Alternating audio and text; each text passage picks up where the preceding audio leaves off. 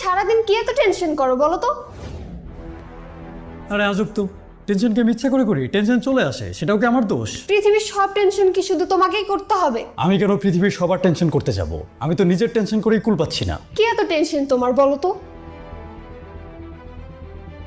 তুমি বুঝবে না। বুঝবো না মানে? সব কি তুমি শুধু একাই বুঝো? আরে সবকিছু পার্সোনালি নিচ্ছ কেন? বললাম তো আমার ব্যক্তিগত একটা ব্যাপার, তুমি বুঝবে না। কি এমন ব্যক্তিগত ব্যাপার যে আমি বুঝবো না? তুমি বলো। আরে বললাম তো তুমি বুঝবে না। তুমি কি বলবে নাকি বাসায় ঝগড়া চাও?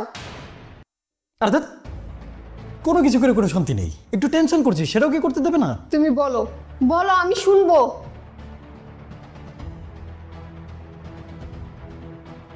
সকাল থেকে একটা বিষয় কোনোভাবেই মাথা থেকে নামাতে পারছি না।